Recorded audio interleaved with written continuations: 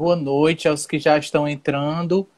Estou aguardando aqui a entrada do professor Wellington, para que nós possamos começar aqui a nossa conversa.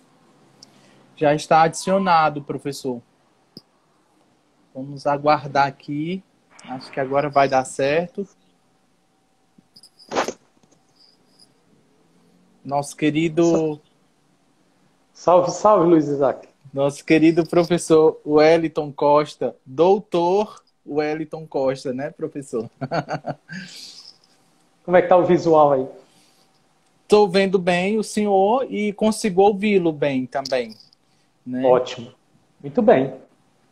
Estamos E aqui. os que nos veem estão ouvindo e vendo bem, tanto o professor quanto eu. Por favor, nos deem um retorno.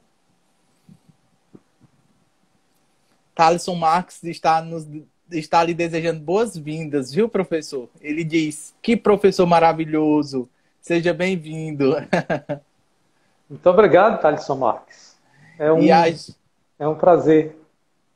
E a Juliane também está aqui já nos saudando, né? Já está aí tá como espectadora, né?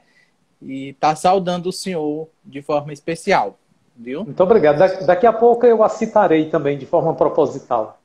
Olha aí, viu? Olha a responsabilidade, Juliane, viu? Professor, a gente dá só uns minutinhos ainda, né? Enquanto a gente aguarda aí os nossos ouvintes, né? Os nossos espectadores. O senhor está bem, professor? Tá tudo bem. Nesse quadro, né, que é um momento muito estranho, muito esquisito, jamais vivenciado por qualquer um de nós, esse contexto de afastamento social, é bem difícil para todos, porque nós somos de uma cultura muito tátil, não é? Nós sempre nos cumprimentamos com toques, Então, as nossas mãos são belos instrumentos de comunicação e de contato social. E nesse período em que a gente não pode se aproximar, não deve, pelo menos, tocar as pessoas com alguma frequência, causa em nós sempre uma estranheza muito grande. Esta moda de cumprimentar as pessoas tocando os cotovelos é tosca, né? Pelo menos nos nossos costumes culturais. É uma forma muito esquisita, muito impessoal, não é? Exatamente. Já está aqui conosco também, que nos causa muita honra, o professor Francisco Ferreira de Souza, e que está nos desejando boa noite e boas-vindas ao professor Wellington. Agradeço demais, meu companheiro de trabalho, meu grande amigo, né, Francisco Ferreira. Somos parceiros desde 2011 no Instituto Federal, e tive a honra de, com ele e o professor Nonato Furtado, instituirmos o curso de licenciatura em letras, do qual você, a Juliane, o Thaleson e certamente mais colegas que estarão conosco aqui hoje são alunos nossos, né? São agora companheiros de trabalho, pesquisadores. Então é uma honra, eu fico lisonjeado de ter a presença do meu amigo Francisco Ferreira. É sempre uma honra encontrá-lo. E também está já aqui conosco o nosso colega de turma, né?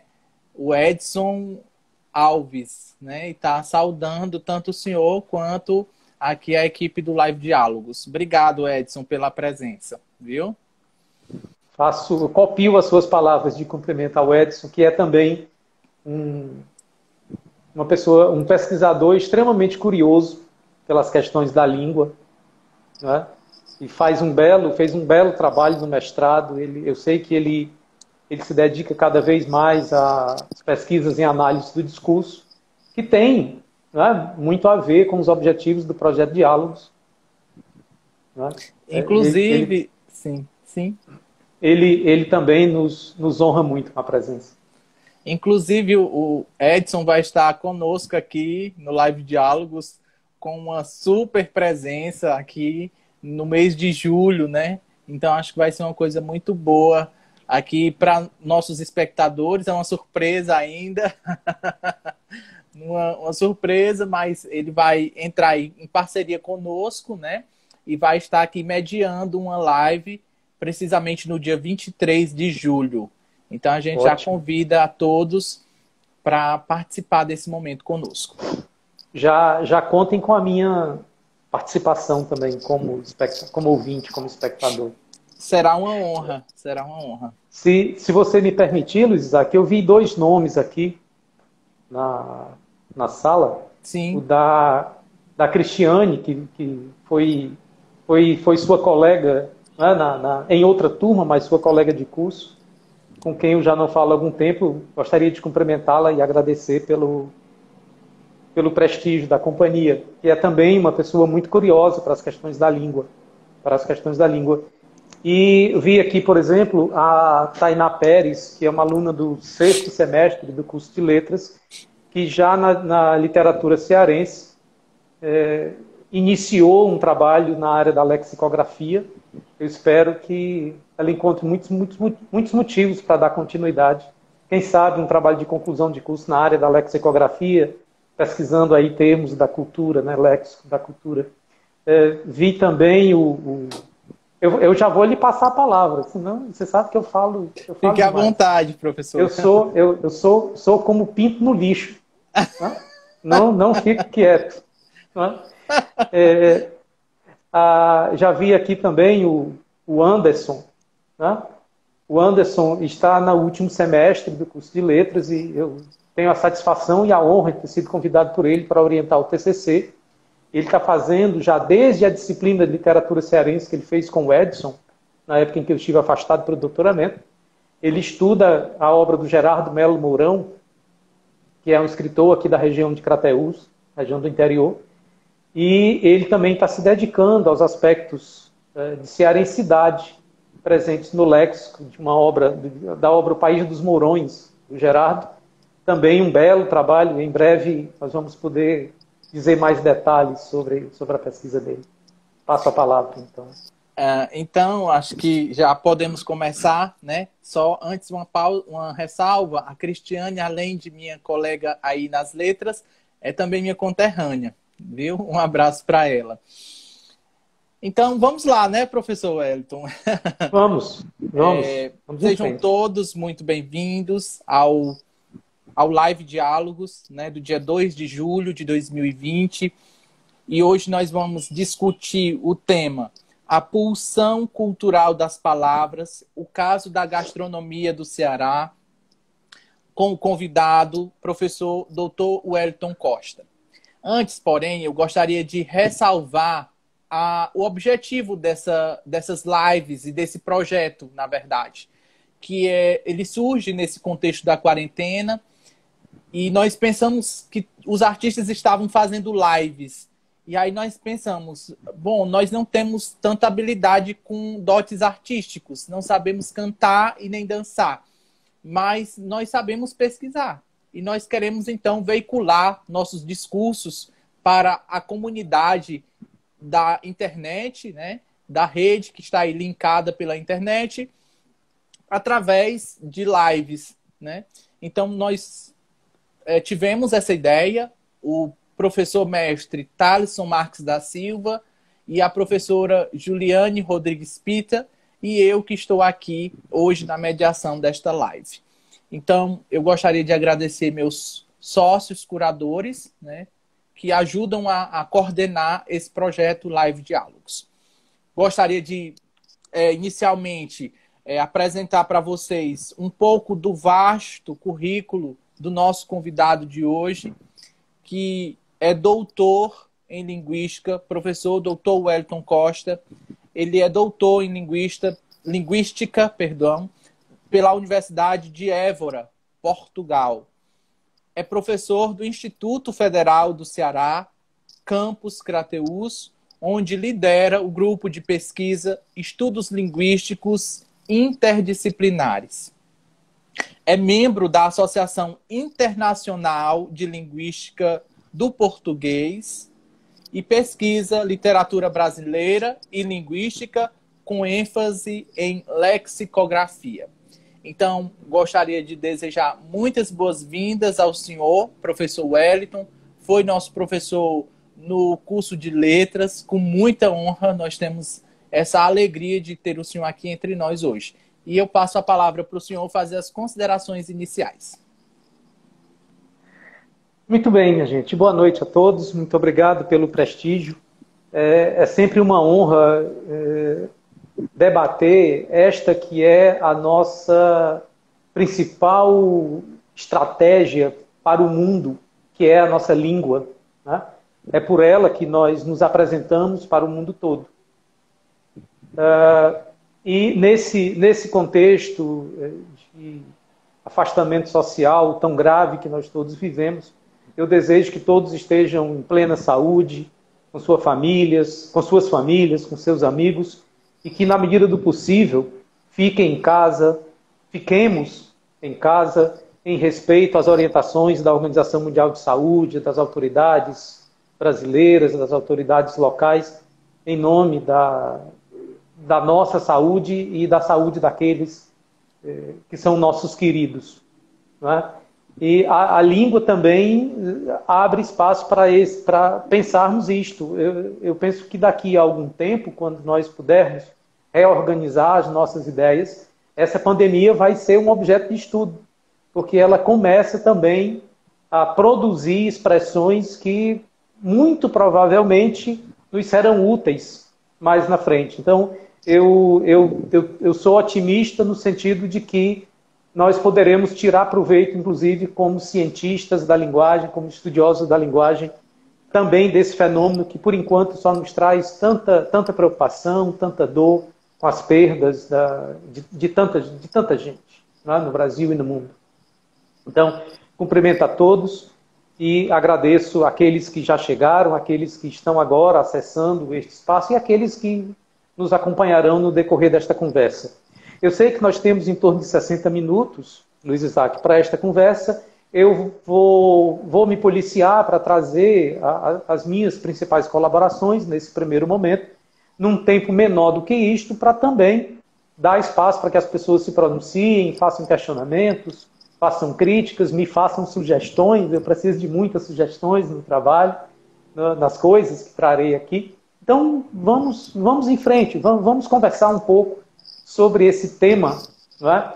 Que eu arrumei aí no dia que nós conversamos e resolvi chamar de pulsão, né? A capacidade, a latência que as palavras têm para evitar os termos mais técnicos já na primeira chamada para o trabalho. Mas a nossa conversa vai girar em torno da capacidade ou da latência que as palavras da nossa língua têm, ou pelo menos a maioria delas tem, para produzir conceitos de cultura. Não é? Sim. Pois não? Sim, pode prosseguir. Ok. Então, eu convido a todos a relaxarem, para termos uma conversa tranquila. Isto não é uma formalidade, pelo menos eu não vejo assim. Não encarei assim desde o convite, encaro como uma contribuição espontânea, que faço com muita honra e com muita alegria, de trazer um pouco do que eu tenho pesquisado a respeito da lexicografia. E vamos com leveza, né? A aprendizagem é um exercício de socialização, né? É um exercício relacional. Eu tenho me colocado politicamente muito contrário à ideia de ensino remoto, porque o ensino remoto ele quase não possibilita o aspecto relacional da aprendizagem. Nós ainda somos muito da presencialidade, não é? E o mestre Paulo Freire, que é tão querido, né, a todos que pensam na educação como uma forma de emancipar as pessoas, já dizia já escreveu em muitos dos seus livros que a aprendizagem se faz por adesão. É por isso que eu convido todos a se sentirem acolhidos, muito leves, né, na medida do possível, para nós conversarmos um pouco sobre isso. E, na medida do possível, eu objetivo cativá-los para o tema que eu trago, né, nesta nossa conversa. Então, eu espero que vocês se aproximem do tema, né, e compartilhem comigo, na medida do possível e na proporção que cada um puder, o prazer de estudar a pulsão cultural do léxico da língua portuguesa. Quem sabe, professor, não surge aí um pesquisador, uma pesquisadora na área de culturemas, não é? Então, a gente objetiva isso, né? A lexicografia, ela, a propósito dessa sua colocação, Luiz Isaac, ela tem sido uma espécie de patinho feio no ensino de língua. Essa expressão patinho feio eu trago de uma publicação da professora Rosimeire Plantin, da Universidade Federal do Ceará, é possível que alguns de vocês conheçam. Ela foi co-orientadora do meu trabalho de doutoramento e ela publicou um livro chamado Fraseologia, que está disponível. Busca o nome Fraseologia, Rosimeire Plantin, que vai conseguir baixar o livro. E ela diz, fraseologia, o patinho feio do ensino de língua portuguesa. A fraseologia é em termos de conceito, é um conceito mais amplo do que a lexicografia, porque a fraseologia estuda desde os ditados populares até as expressões idiomáticas, né, os termos culturais. Então, a lexicografia está contida nos estudos de fraseologia. Eu acho que daqui a pouco eu chegarei a esse ponto também na nossa conversa. Não é? Pois então, eu vou tentar organizar, eu fiz aqui alguns apontamentos para orientar, já que não vou usar slides, nada disso, porque acho que é um bate-papo mais leve.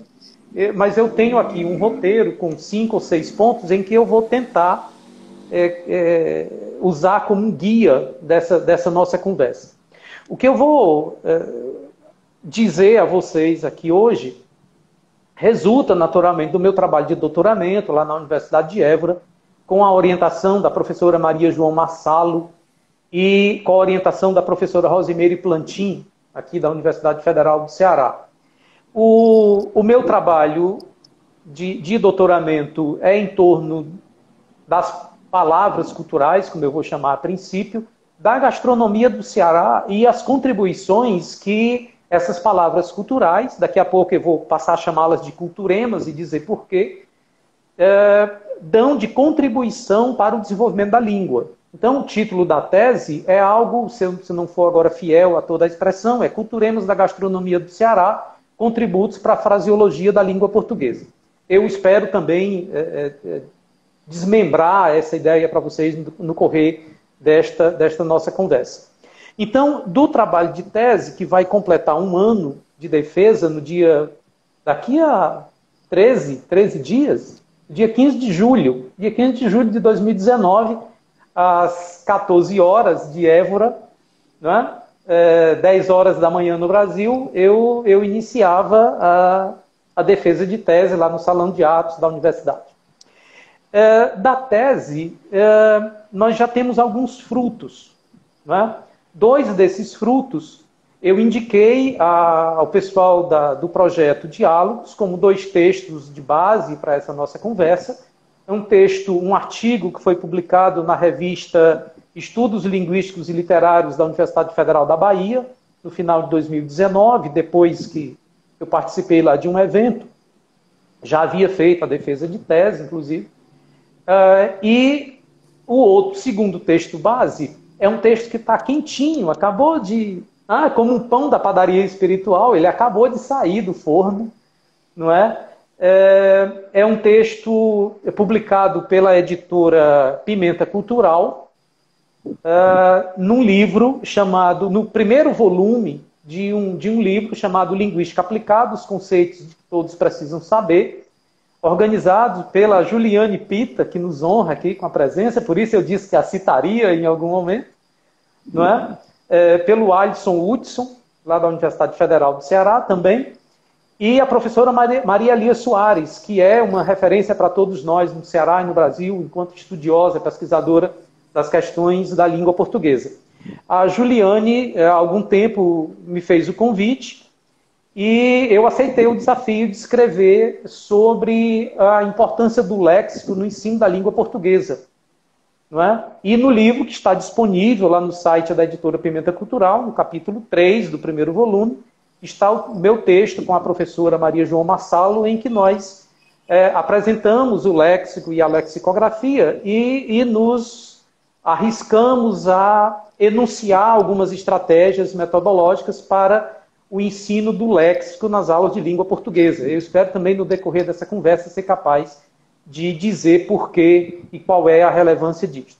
Então, esses 2 textos servem de base para essa nossa conversa, ficam disponíveis aí. Eu espero que a organização, não sei se a organização tem meios para disponibilizar o link desses textos para as pessoas. Eu também me coloco à disposição, tanto do projeto Diálogos, quanto das pessoas que estão conosco, que tenham curiosidade pela leitura desses textos, para disponibilizá-los através de algum contato. Podem perguntar ao pessoal da organização, todos têm os meus contatos, eu fico lisonjeado se alguém tiver curiosidade de lê-los. Além desses 2 textos, nós temos um texto que está no prelo aí para sair nos anais de um evento, mas eu tenho aqui 2 coisas que me orgulham muito que eu gostaria de compartilhar com vocês agora. Nós conseguimos, final de 2019, início de 2020, transformar a tese em livro. Né? Então, um dos livros é este, eu acho que vai aparecer em forma, espero que consigam ler. Aí. Léxico Cultural da Gastronomia. Isso.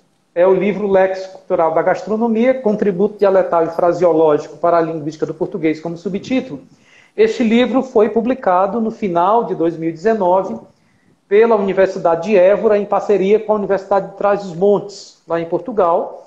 É a edição portuguesa da tese, lá do Centro de Letras da Universidade de Évora com a Universidade de Trás-os-Montes. É o volume 15 da publicação linguística. Depois, se alguém quiser também a leitura, eu acho que a gente consegue disponibilizar o link.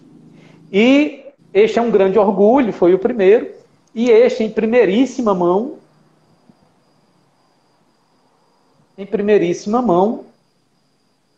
o Léxico da Gastronomia do Ceará, Língua e Identidade Dialetal, acabou de chegar da editora. Esta é uma publicação brasileira do trabalho de tese, lá pela editora Pedro e João, de São Carlos.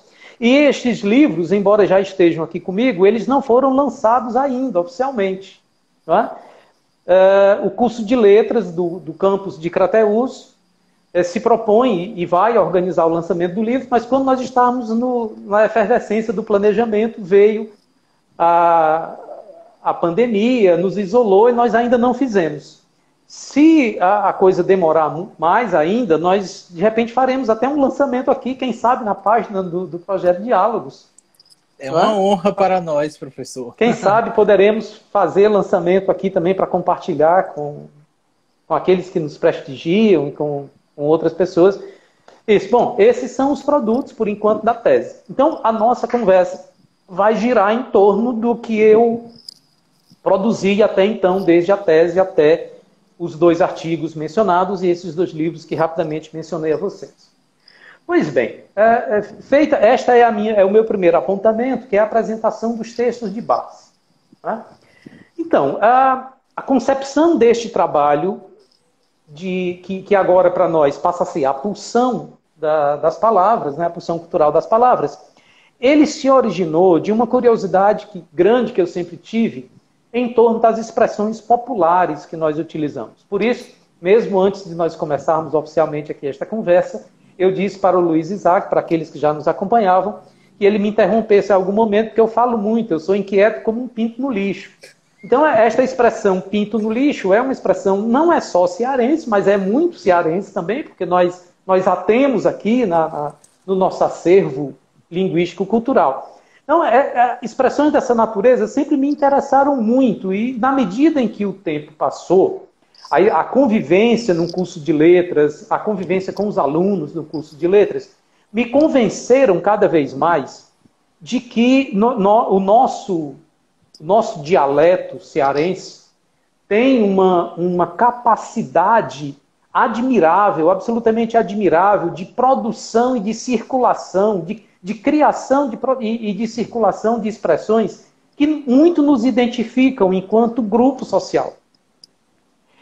E isto já me cativava no planejamento para o curso de doutoramento, numa conversa na Universidade Federal do Ceará com as professoras orientadoras Maria João e Rosimeire Plantin, nós chegamos à gastronomia.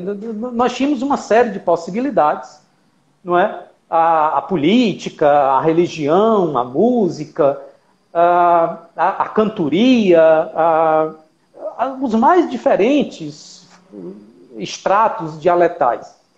Mas a gastronomia se apresentou para nós como um campo de relação social extremamente fértil na produção de palavras, não é? Ora, e aí eu comecei a estudar a gastronomia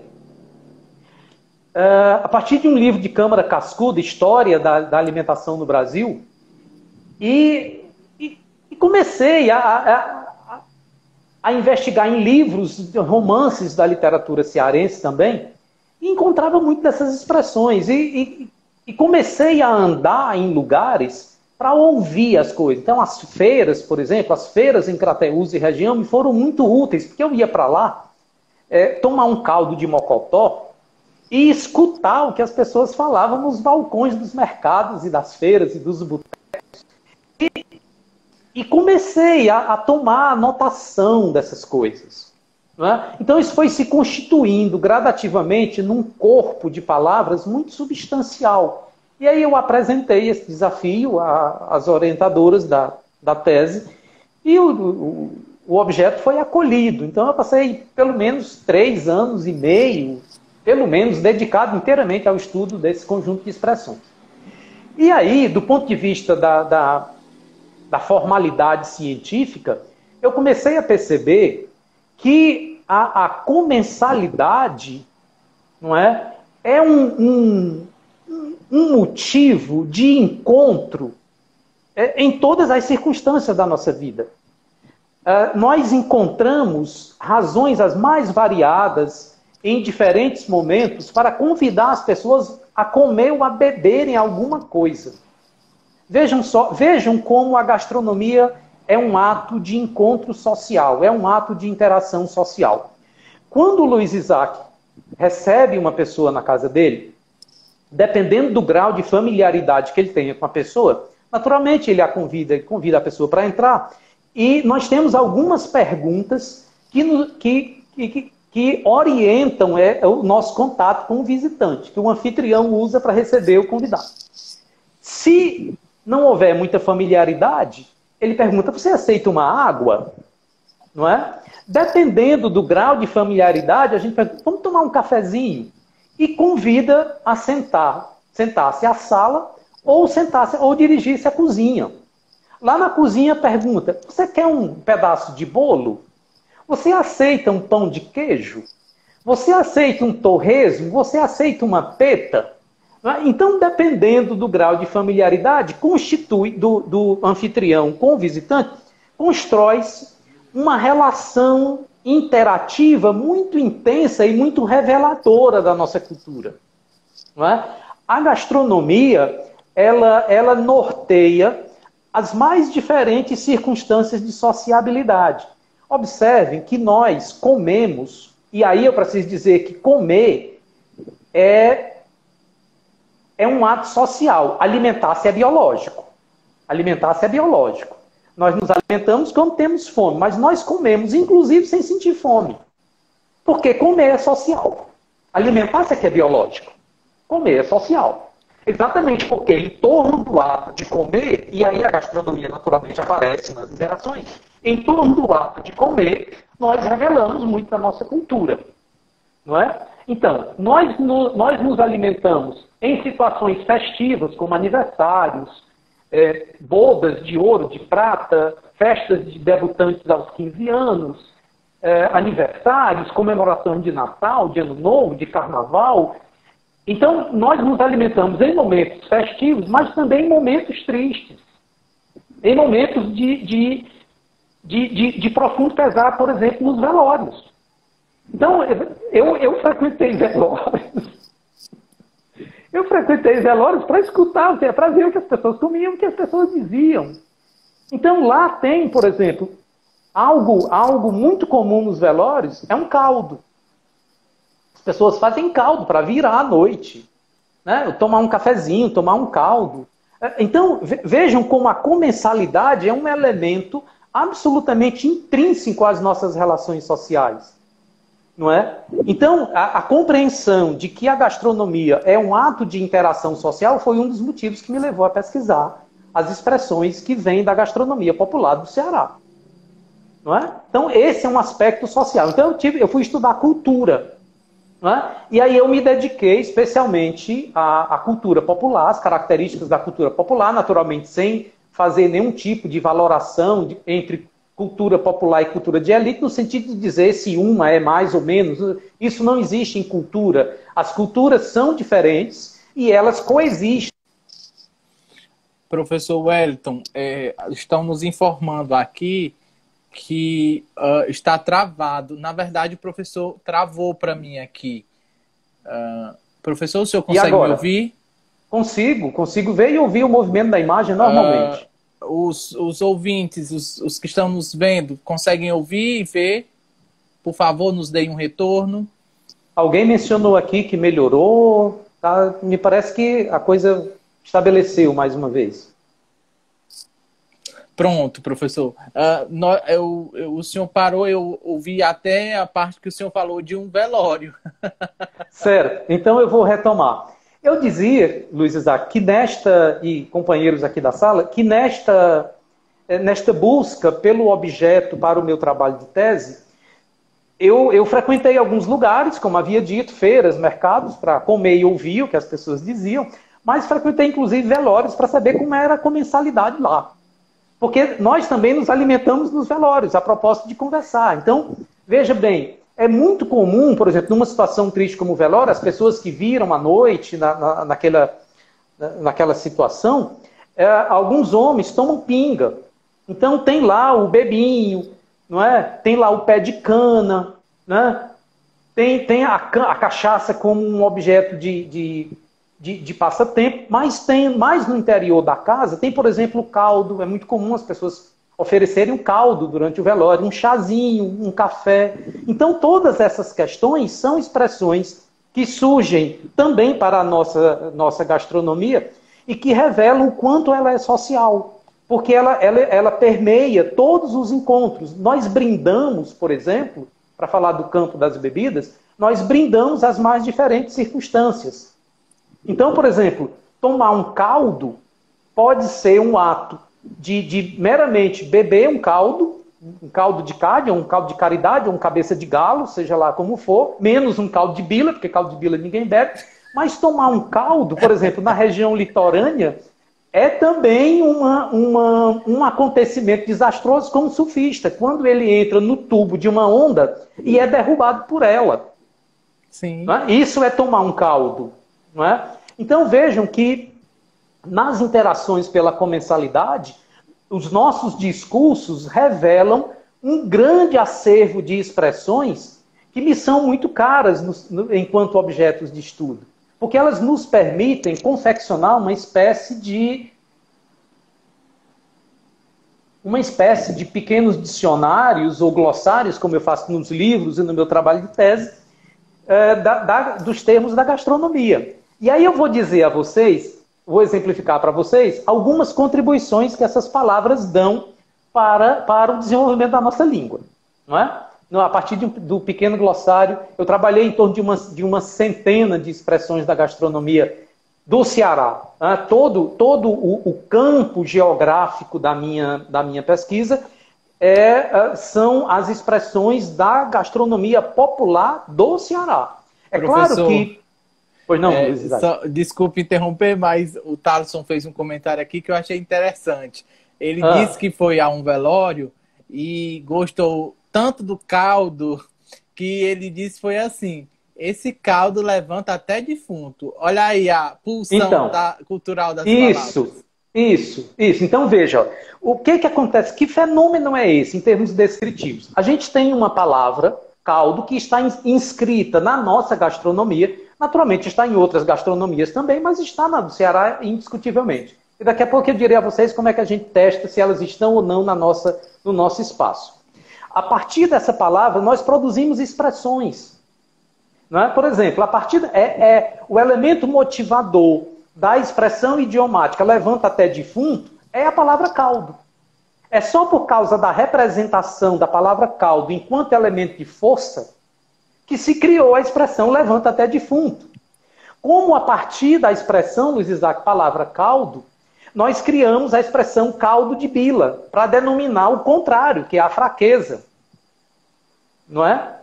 Denominamos caldo da caridade como um caldo de pulsão também, porque supõe-se que quando alguém está muito fraco, toma um caldo da caridade e se reanima, se refestela, para usar uma... Se fosse na disciplina de literatura cearense, eu ia pedir para me vaiarem, me lembrando da padaria espiritual. Mas a gente se refestela depois de tomar um caldo cabeça de galo.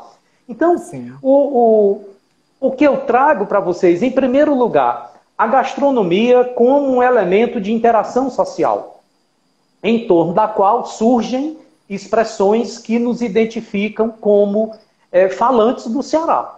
Isso acontece em outras culturas linguísticas também, como o caso, por exemplo, da região norte, lá em Belém ou em Manaus, a palavra tacacá identifica muito os falantes, identifica muito a gastronomia típica dos falantes daquela região. Como, por exemplo, a tapioca identifica a nossa gastronomia, não é? Como o manzapi identifica aqui na região dos sertões de Crateús, identifica uma certa guloseima em forma de bolo também, alguma coisa assim. Então, que fenômeno linguístico é esse? Essa era a pergunta que eu tinha para responder. Né? Que fenômeno linguístico é esse e em que sentido isso pode contribuir com o desenvolvimento da língua? Eu queria citar apenas mais um exemplo em relação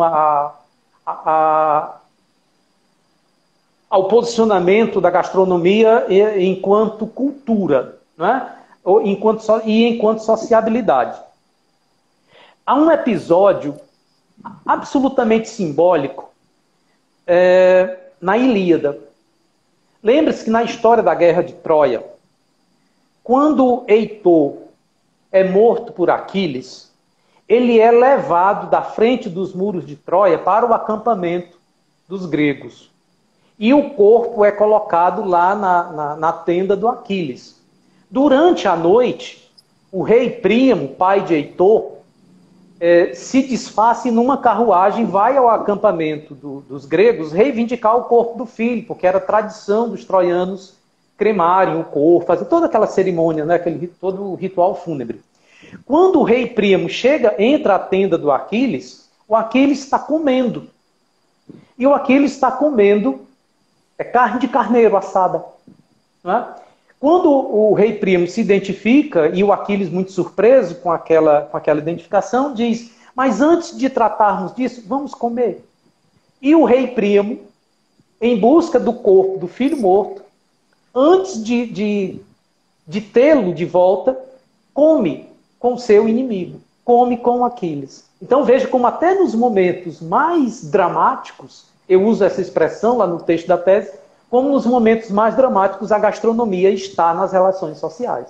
É por isto que eu reafirmo, alimentar-se é biológico, mas comer é social. Porque naquele momento é muito difícil pensar que o rei Príamo sentisse fome. Ele come a carne com Aquiles, não é porque ele sinta fome, é porque a que faz parte do rito do encontro. Como é para os ingleses, o chá das 5. As senhoras, as mulheres inglesas, os homens ingleses, os ingleses de uma maneira geral, não precisam sentir fome às 5 horas da tarde para tomar chá. Eles tomam por causa do rito. Como nós, muitas vezes, convidamos alguém para comer caranguejo, por exemplo, na maioria das vezes não é porque se sinta fome. Caranguejo praticamente não tem carne, não enche a pança de ninguém. A gente come caranguejo pelo pretexto de conversar e observar as pessoas que passam próximos ao ambiente em que se come caranguejo. Pois sim, a partir desta compreensão da gastronomia como interação social e das relações que a gastronomia tem com a cultura, porque ela revela nossos hábitos. E aqui eu quero citar mais um exemplo. Vocês devem se recordar de um tempo em que, principalmente nas regiões mais afastadas dos grandes centros, os pais deixavam sentar-se em cima literalmente sentar-se na mesa, os filhos menores, os bebês. Na hora do almoço ou do jantar, os pais colocavam os meninos em cima da mesa. E as mães ou irmãs mais experientes faziam com a comida um amassado na mão, que nós chamamos de capitão, e davam para os meninos comer. O capitão. Então, este jeito de comer é uma herança cultural, é uma cultura.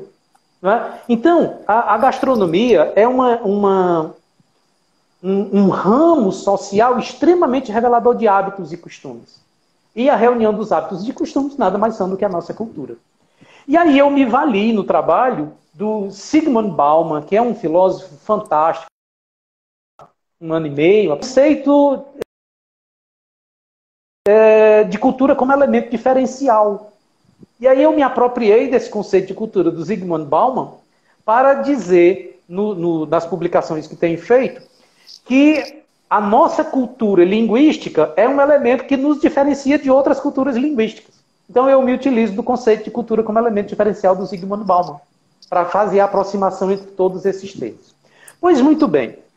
Por fim, ou por meio, não é o fim ainda, eu espero que haja algum tempo ainda para a gente conversar. O que é o léxico?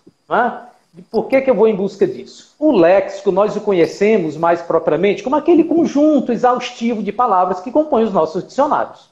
Um estudo metalinguístico, está lá em ordem alfabética e tal. O Aurélio e o Ais são as nossas principais referências. Então, de uma maneira geral, o léxico é aquilo.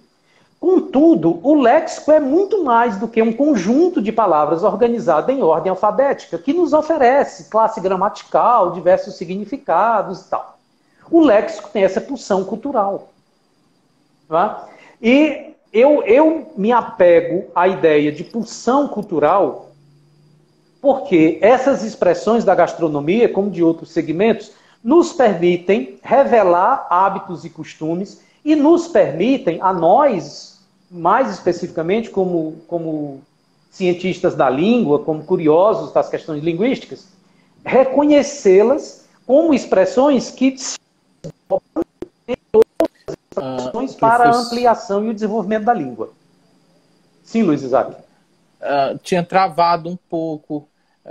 O senhor pudesse repetir só? Eu peguei até quando o senhor falou sobre o léxico como um conjunto de palavras. Em seguida o senhor deu um exemplo, só que travou um pouco. Certo. Então, eu dizia que nós conhecemos o léxico muito mais como esse acervo que está depositado nos dicionários, que nos trazem lá diferentes significados, classes gramaticais, usos muitas vezes regionalizados. Mas o léxico é mais do que isso. O léxico tem um componente discursivo extremamente forte. E o Edson, que nos acompanha aqui, e outros colegas que estudam análise do discurso, compreendem muito bem isto. Nós fazemos determinadas escolhas lexicais para compor os nossos enunciados por opções políticas. As nossas escolhas lexicais são por opções político-ideológicas. Então, quando nós escolhemos dizer caldo de mocotó para simbolizar uma força num determinado modelo de interação, nós revelamos um posicionamento favorável à cultura popular, linguística e popular. Então, são essas correlações que o léxico nos permite em termos discursivos. O léxico também revela essas nossas escolhas. Por que nós escolhemos uma palavra A e não uma palavra B para compor determinado enunciado? Porque, consciente ou inconscientemente, a linguística cognitiva, ou a metáfora cognitiva, como eu aprendo com o professor Francisco Ferreira, que é um estudioso da metáfora conceitual, nos fornece. Nós fazemos escolhas por causa dos nossos posicionamentos. Então, quando nós escolhemos um termo, por exemplo, filho da família. Sim. Travou, senhor, quando escolhemos um termo sobre família, se eu não me engano. Então, quando nós escolhemos um termo da gastronomia. Por exemplo, quando nós escolhemos um termo para denominar o último filho de uma família, nós podemos naturalmente dizer o último filho de uma família, o filho mais novo, o caçula, mas também nós podemos dizer o girimum ponta de rama. Não é? Então, quando nós escolhemos o girimum ponta de rama, no lugar de filho caçula, esta escolha pelo girimum ponta de rama está motivada, naturalmente, por um posicionamento político e ideológico. Não é? E por um motivo de formalidade. Há uma série de razões pelas quais nós fazemos essas escolhas, mas a razão política e ideológica é inquestionável também. Não é? Então, quando nós queremos dizer que uma pessoa é muito meiga, muito amável e se emociona com facilidade, e em vez de dizer isto, nós escolhemos dizer que ela é coração de rapadura, não é? É por motivo político e ideológico também, e afetivo, e outros motivos, por fim. Não é? Então, o que eu estou defendendo aqui é que a gastronomia está permeada, está recheada de termos que nos permitem produzir outros termos para a língua, como representações, não apenas linguísticas, mas como representações culturais também, que nos dão uma certa chancela, como se nós recebêssemos um carimbo de cearensidade, por exemplo. Não é só a melodia das nossas expressões, a nossa velocidade de fala ou a nossa pausa de fala que nos identifica no Rio Grande do Sul como cearenses ou como nordestinos. Não é só a prosódia que nos identifica assim, mas também as escolhas lexicais que motivam expressões para a língua e que alguém diz, esse cara é do Ceará, esse cara não é da Bahia, esse cara é do Ceará. Não é? Então, esse conjunto de fatores foi que me levou a estudar o léxico. Então, eu fui estudar o léxico, não o léxico que está no dicionário, mas o léxico que está na língua, na boca do povo.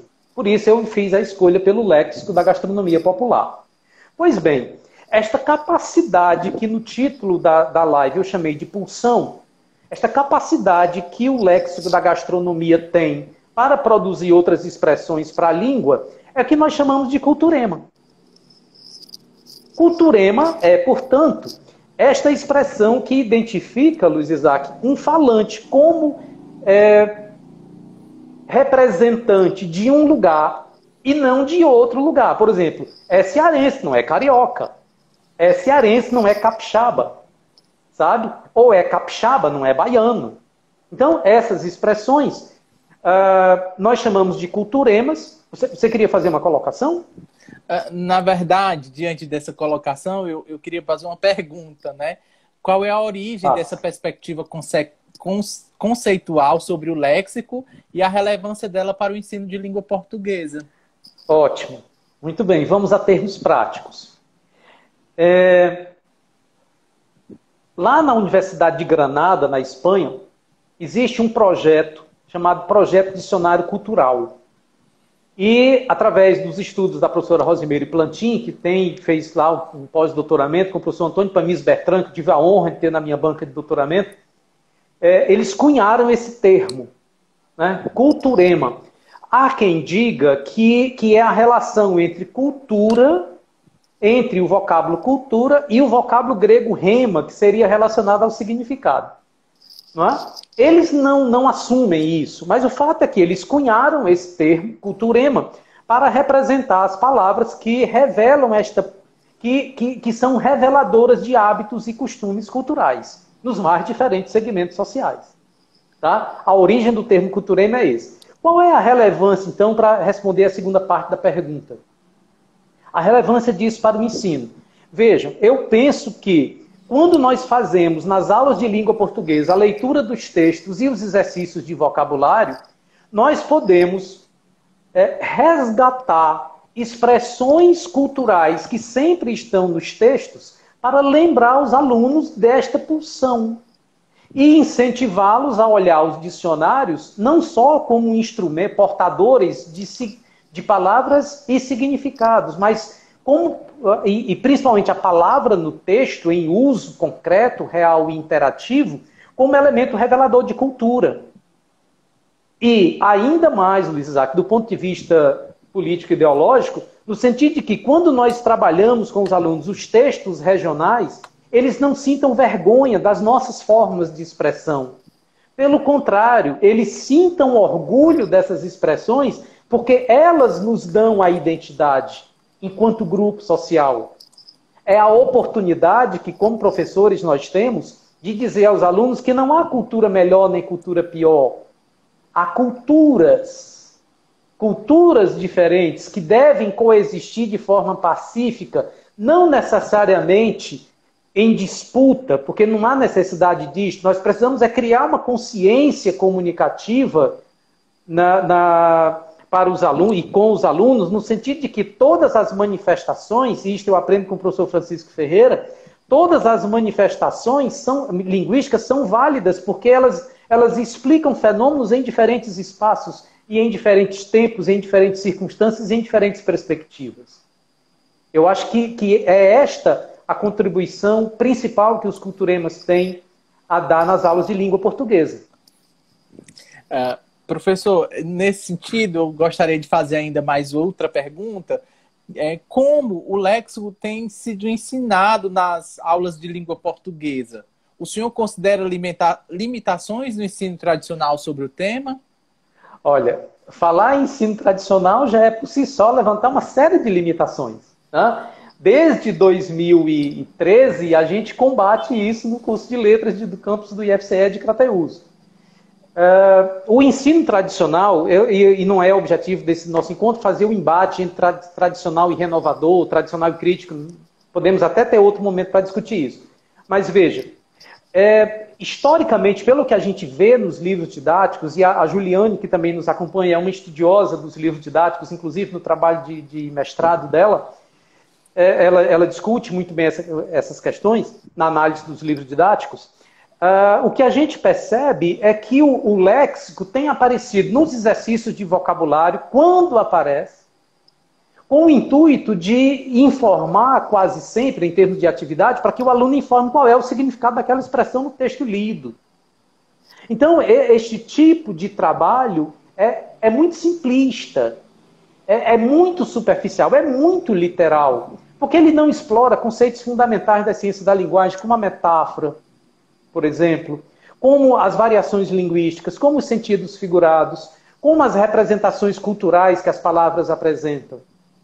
Então, no artigo que eu e a professora Maria João escrevemos para o livro organizado pela Juliane Hudson e a professora Maria Elias, nós tocamos nesse assunto, e aí eu indico a leitura do artigo para todos, aqueles que têm curiosidade nesse sentido. Lá nós apontamos fazemos algumas dessas leituras e apontamos determinados modelos de atividades, não com o intuito de receituário, não é isso, mas é na tentativa de provocar uma reflexão. Por exemplo, lá no artigo eu coloco uma receita de vaca atolada, né?